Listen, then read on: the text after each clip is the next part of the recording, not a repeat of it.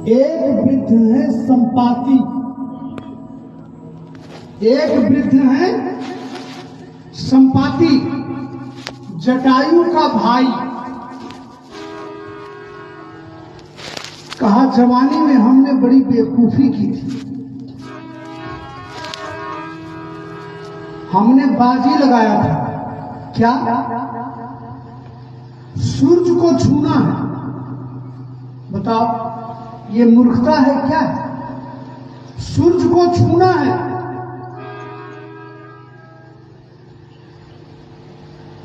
चले दोनों भाई संपाति और जटायु। जटायु ने कहा हम हार मान लिया, सूरज छूने की चीज नहीं है।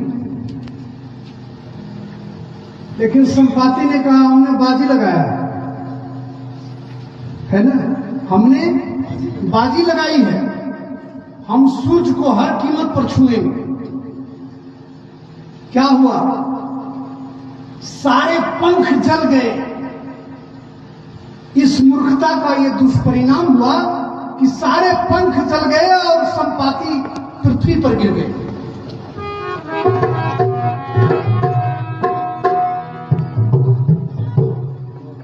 चंद्रमा नामक एक मुनि थे,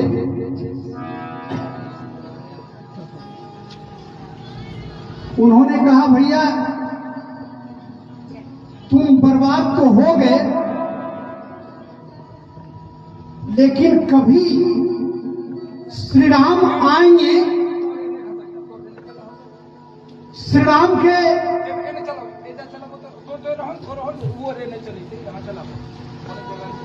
श्री राम के दूत आएंगे श्री किशोरी जी का पता लगाने के लिए, तब तुम्हारे सारे पंख हो जाएंगे।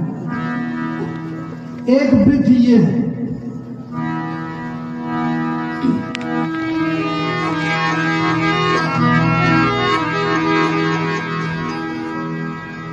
गई बहोर गरीब निवाजू, सरल सबल साहिब रघुराजू। यही संपुट रहेगा। संपुट लगाने का तात्पर्य होता है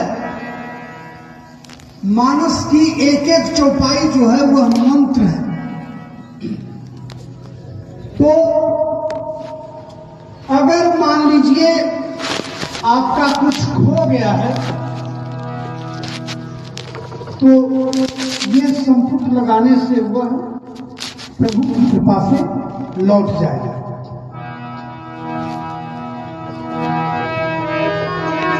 गई बहोर गरीब निवाजू, सरल सबल साहिब रघुराजू।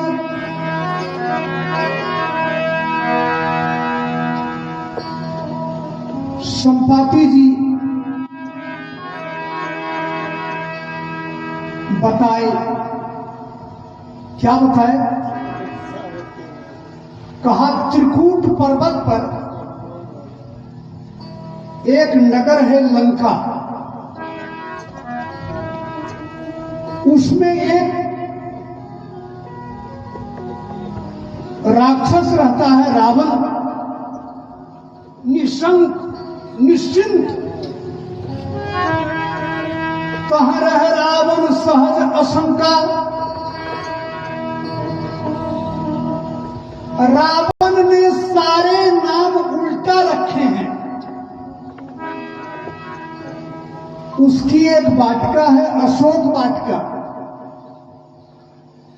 अशोक का मतलब है जहां शोक न हो,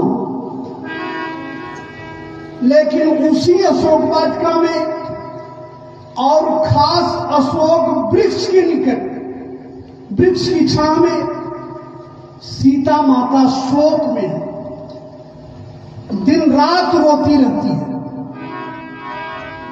तो अशोक उपवन जहाँ रही, सीता बैठी सोच रत अहई।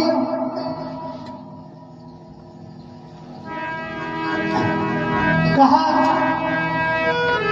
मैं देखूं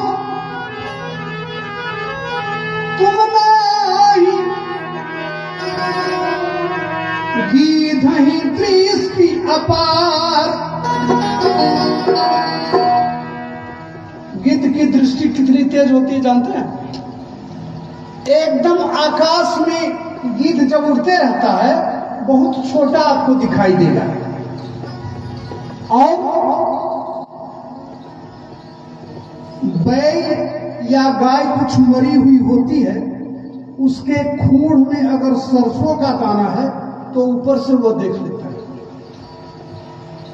इतनी तेज गिद्ध की दृष्टि होती है।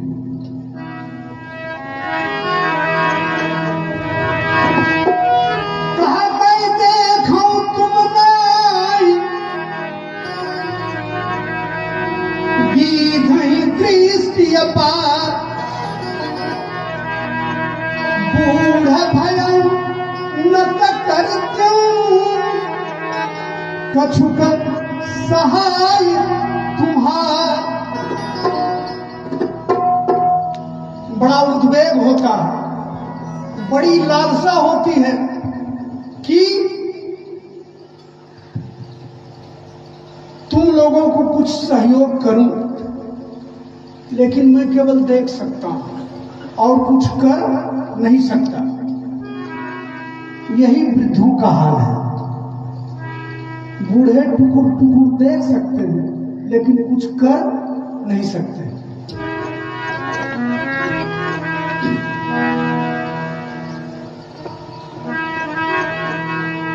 गरीब और गरीब निवाजू, सरल सबल साहिब रघुराजू। गरीब और गरीब निवाजू, सरल सबल साहिब रघुराजू। कहा संपाति जी ने कि जो ना भय सत जो जन सागर, करे स्वराम काज मत आगर। जो 100 योजन समुद्र को लांघ सकता है वही राम जी का काम करेगा। सब उदास हो गए, कहा है हिम्मत हार गए, मुझे देखो मोही भी लोग धरहु मन धीरा, राम कृपा कस भयउ शरीरा। कहा राम जी की कृपा से सब कुछ संभव है। पापी जाकर नाम सुमिर ही अति अपार, भवसागर तरही तास दूत तुम तज कतराई, राम हृदय धरि करहु पाई। अस कही गरुड़ गीध जब गयो, तिनके मन अति विस्मय भयउ। सब लोगों ने कहा कि 100 योजन समुद्र लांघना, तो अपना अपना बल सबने बताया। अपने बल का बखान कर रहा है, कोई उछल रहा है। बंदर अस्थिर नहीं है। एक बंदर चुपचाप बैठा हुआ है, कुछ नहीं बोलता है, एकदम किनारे में चुपचाप बैठा हुआ है। अंगद जी ने कहा अब जामवंत जी दूसरे वृद्ध हैं, इनको भी अपनी जवानी की मनमानी का मलाल है। जामवंत जी ने कहा जरठ भयम अब कहिर छेसा, नहीं तन रहा प्रथम पल लेसा। जामवंत जी ने कहा कि पहले वाली जवानी नहीं है, पहले वाला बल नहीं है। जब भगवान बौना से वामन बने थे, पैर है पाताल में भगवान का और मस्तक है आकाश में। इतने विराट रूप को हम दौड़कर जवानी में 7 प्रदक्षिणा किया था।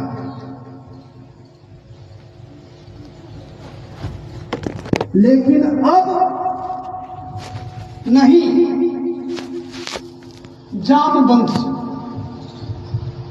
कहा उन्होंने अब हमारे पास होश तो है लेकिन जोश नहीं। और होश जोश दोनों होना जरूरी है। बूढ़ा को होश रहता है और जवान को जोश रहता है। जवान के पास होश नहीं है और बूढ़ा के पास जोश नहीं है। तो अगर बूढ़ा और जवान मिल के रहे, वह समाज बहुत सुंदर होगा। वृद्ध और जवान अगर मिल के रहे तो वह समाज बहुत सुंदर रहेगा। और उसको हम क्या कहेंगे? सुमति। उसको हम कहेंगे सुमति। जहां सुमति तहां संपत्ति नाना, और जहां कुमति तहां विपत्ति निदाना। सुंदरकांड की प्रसिद्ध पंक्ति है, जहां सुमति तहां संपत्ति नाना, जहां कुमति तहां विपत्ति निदाना। तो जामवंत जी ने कहा, सब बंदर उछल रहे थे, वो अपने बल का बखान कर रहे थे और हनुमान जी चुपचाप बैठे हुए थे। जामवंत जी की दृष्टि गई हनुमान जी के ऊपर।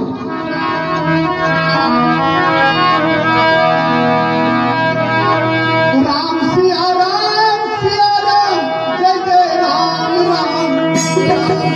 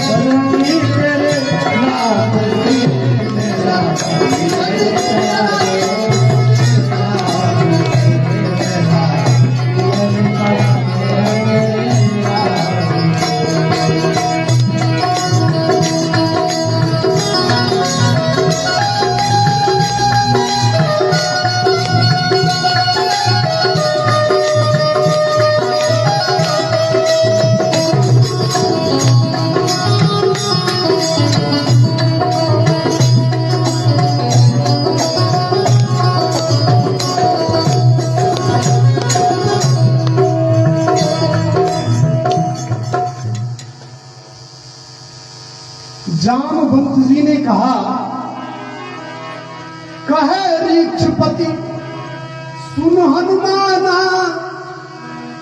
का चुप साध रहो बलवाना। अरे बलवान, चुप क्यों है? हनुमान जी चुप। कहा जामवंत जी ने, पवन तनय बल पवन समाना। पवन के पुत्र हो, पवन की तरह तुम्हारा बल है। कहा बुद्धि विवेक विज्ञान निधाना। हनुमान जी चुप। कवन सुकाज कठिन जग माही, कौन काम ऐसा है जो तुमसे नहीं हो सकता है? हनुमान जी चुप। जो नहीं हो तात तुम पाही। और तब जैसे ही जामवंत जी ने कहा कि राम काज लगी तब अवतारा, राम जी के काम के लिए आपका अवतार हुआ है और राम जी के काम के नाम पर सुनते भयो पर्वताकारा। अब इतना विशाल रूप धारण किया हनुमान जी ने, कनक बरन तर तेज विराजा, मानव अपर गिरिन पर राजा।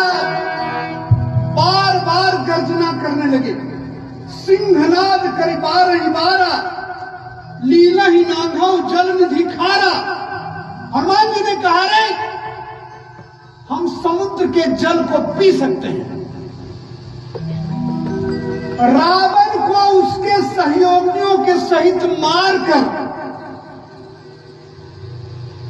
जिस पर्वत पर लंका है त्रिकूट पर्वत, उस पर्वत को उखाड़ कर ले आ सकता हूं।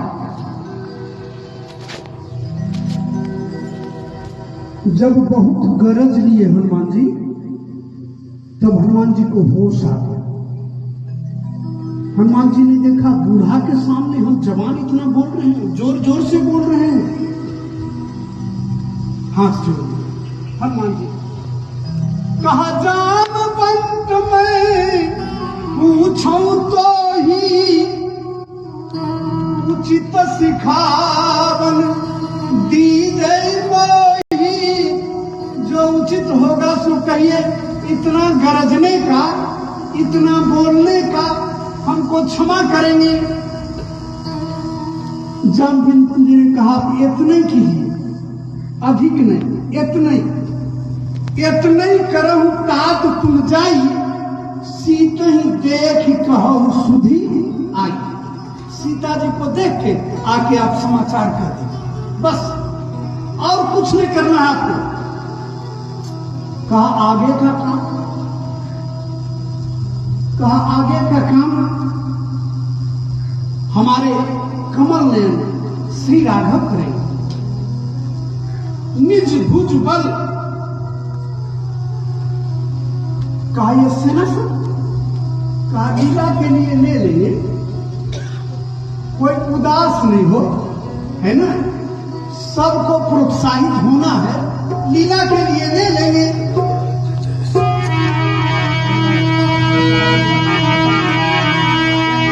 कपिसेन संग संहार निश्चर, राम सीत ही आनी है।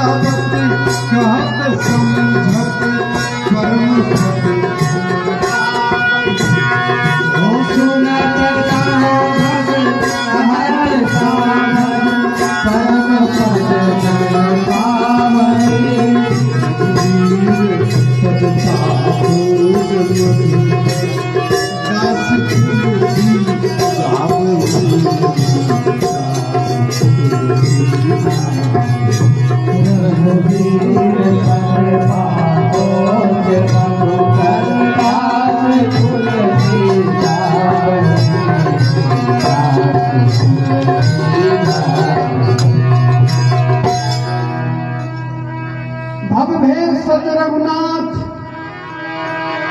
जसु सुनहि जे नरि अरु नारी, तिनकर सकल मनोरथ नीलोत्पल तन श्याम, काम कोट शोभायति, सुनियता सुगुण ग्राम, जासु नाम अनखंबति।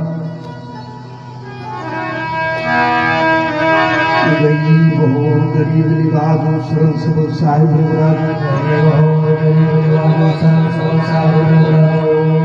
शांतम शाश्वतम प्रमेयम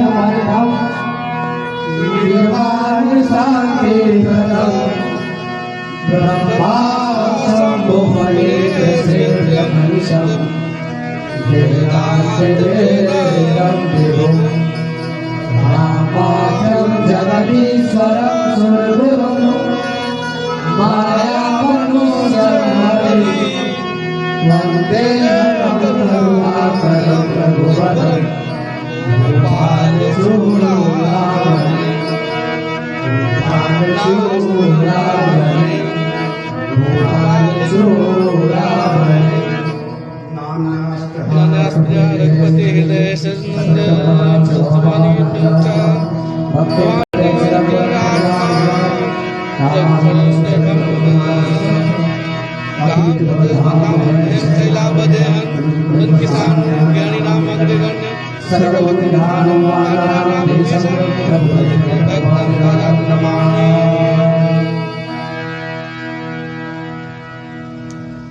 जामवंत जी की बात हनुमान जी को अच्छी लगी,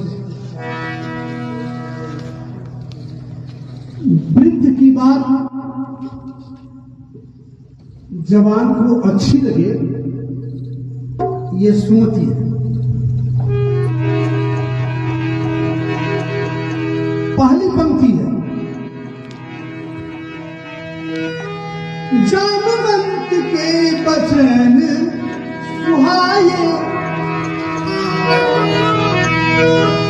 सुनि हनुमंत हृदय अति भाए। हनुमान जी को बड़ी अच्छी लगी।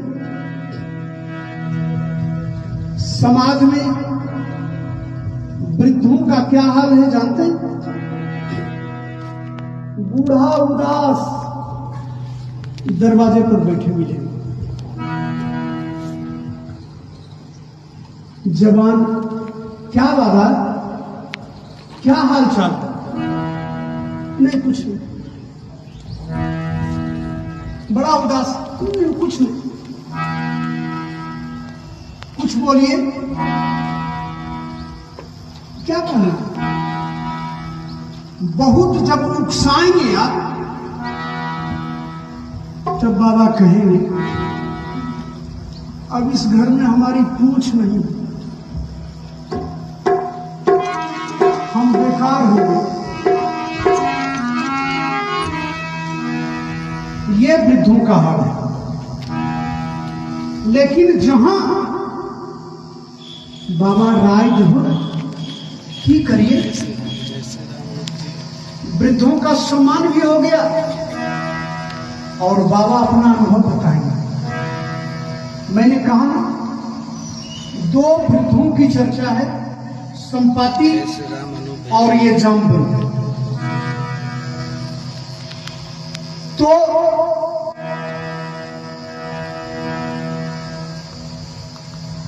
जामवंत के वचन सुहाए, सुनि हनुमंत हृदय अति भाए। वृद्धों की बात अगर जवान को अच्छी लग रही है तो वह जवान चरित्रवान होगा। आगे चल के चर्चा आई है कि पवन तनय के चरित्र सुहाए।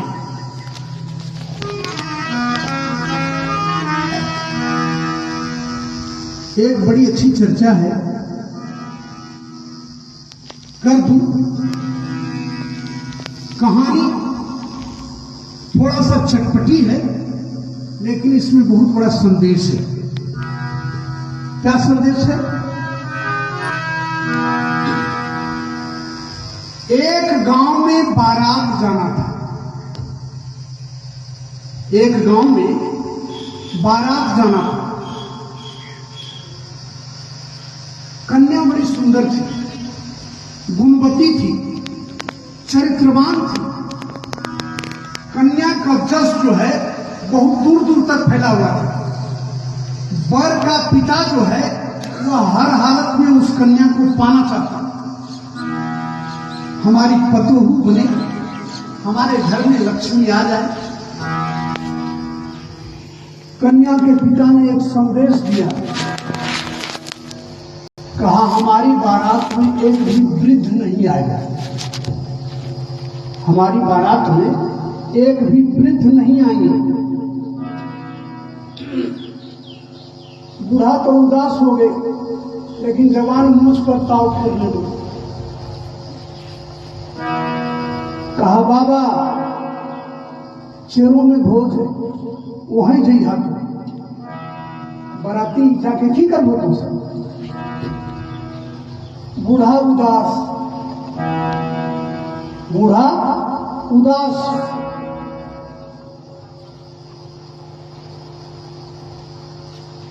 लड़का का नाना अड़ गए, कहा एक को नाती है, हम बारात जाएंगे, हमारा शौक एक नाती है, हम जाएंगे बारात।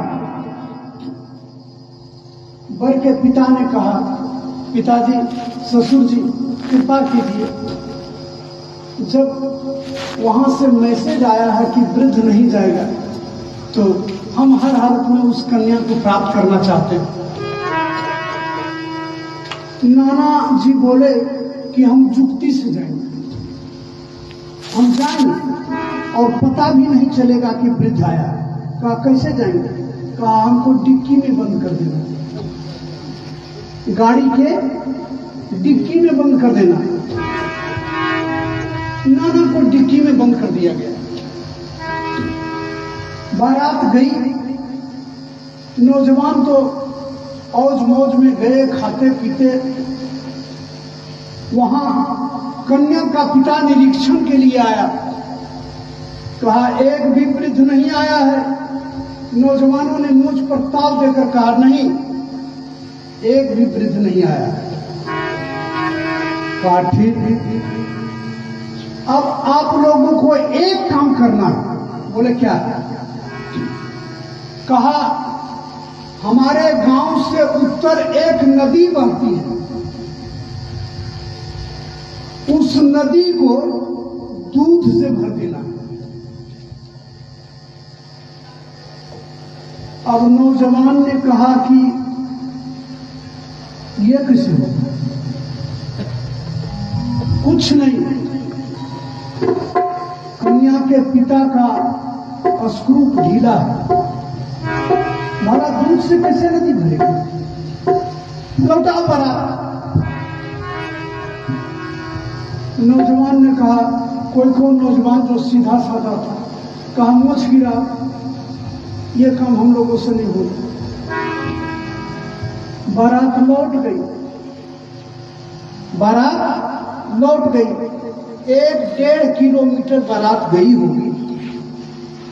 किसी दयालु नौजवान ने कहा अरे नाना को निकाल दो, डिक्की में अकबका रहेंगे। जब बारात लौट ही गई तो नाना को डिक्की में रखने से क्या फायदा? नाना को डिक्की से निकाला गया। कुम्हलाए हुए नाना उठे, कहा क्या हुआ? कहा बारात लौट गई। कहा क्यों? कन्या के पिता का पेच ढीला है। कहा क्या? कहा हमारे गांव से उत्तर नदी बहती है, उसको दूध से भरना।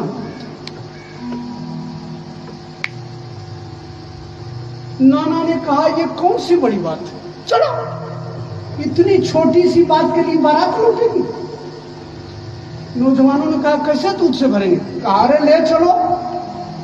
फिर नाना को डिक्की में बंद किया। किसी नौजवान ने कहा नाना बताओ ना कैसे भर रही? चुप, हम वहीं बताएंगे। गया, बारात लौट गई। कन्या के पिता पुनः आए, कहा बारात लौट गई। कहां हम लोग दूध से भरेंगे नदी को? अब कोई नौजवान कह रहा था कि नाना से पूछो डिक्की का ढक्कन हल्का खोल के क्या करना है, अब क्या करें? कह रहा है हम लोग कह तो दिए दूध से भरेंगे। नाना ने कहा कि कन्या के पिता से कहो कि हम लोग दूध से भरेंगे, लेकिन नदी के पानी को खाली करना है कन्या के बाप।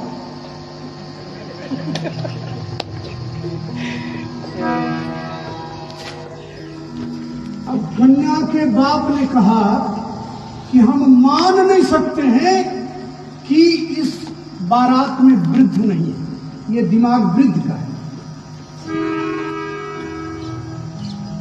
वृद्ध से हमको कोई एलर्जी नहीं, निकालो।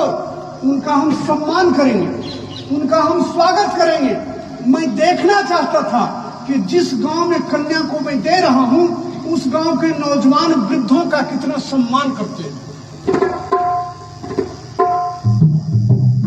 नाना को निकाला गया, नाना की बड़ी आवभगत हुई, नाना का बहुत सम्मान हुआ और विवाह हुआ।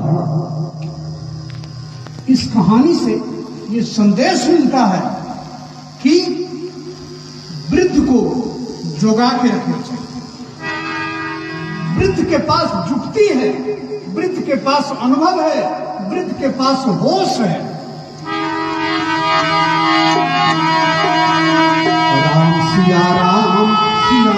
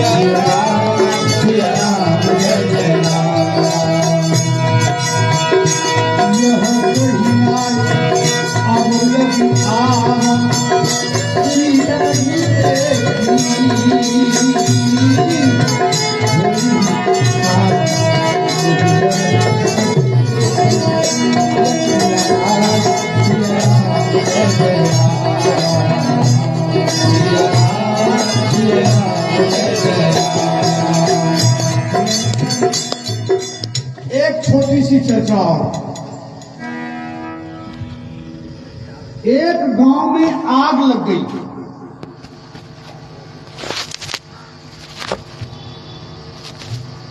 पछिया हवा, जेठ का महीना, खलिहान गोरों गांव का पश्चिम ओर सारा खलिहान जल गया। गांव जलने लगा। गांव के लोग भागे, बड़ी अफरा तफरी मच गई। सब भाग रहा था। दो आदमी लाचार, दो आदमी लाचार।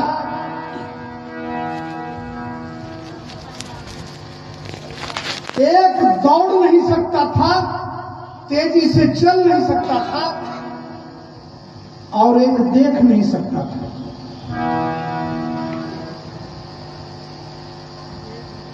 जब देखा बिल्कुल प्राण पर संकट है,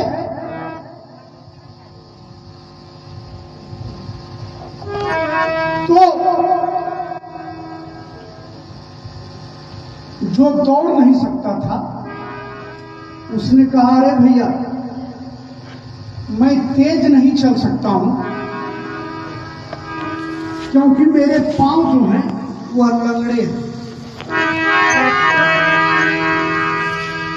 लेकिन देख सकता हूं। और तुम देख नहीं सकते लेकिन चल सकते हो। क्या ऐसा नहीं हो सकता कि तुम मुझे अपने कंधे पर बैठा लो? मैं चलूंगा, मैं देखूंगा और तुम चलना, हम दोनों भी बच जाएंगे। दोनों के प्राण पर संकट थे। स्वीकार कर लिया अंधे ने, लंगड़ा को कंधा पर बिठा लिया, चलने लगा। कंधा पर बैठकर लंगड़ा जो है कहा, उधर नहीं गड्ढा है, इधर नहीं आग की लपट है, इशारा करते गया और अंधा जो है वह चलता गया। दोनों बच गए। जानते हैं इसमें जो देख नहीं सकता वह जवानी है। जवानी अंधी होती है। और जो चल नहीं सकता है वह बुढ़ापा है। दोनों मिल गया तो आग से बच गया ना। समाज में ऐसे ही सुमति बना के रखिए, वृद्ध और नौजवान मिला हुआ है, वह समाज बहुत सुंदर होगा और कोई कार्य असंभव नहीं होगा जो हो नहीं सकता है। सुंदर कांड का सबसे बड़ा संदेश यही है बंधुओं। बोलो भक्त वत्सल भगवान की।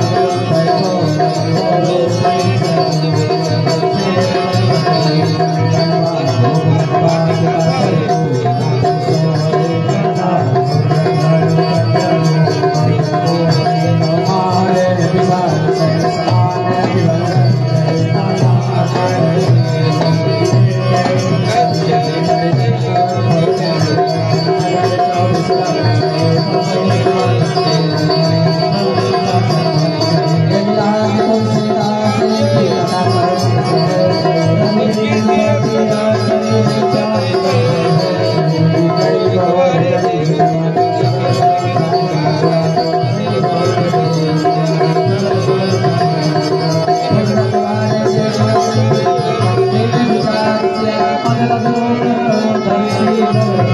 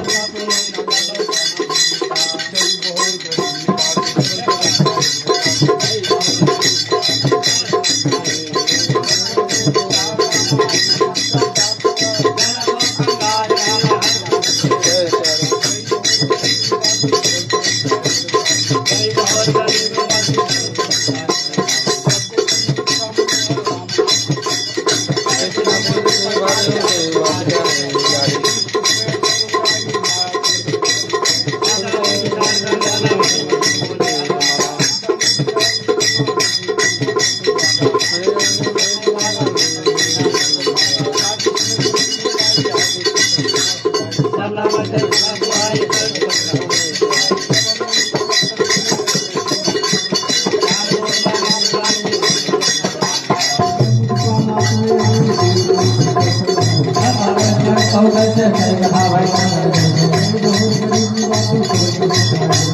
जय बहुत गरीब बाजू सरम होता है जाना मंत्र भजन यहाँ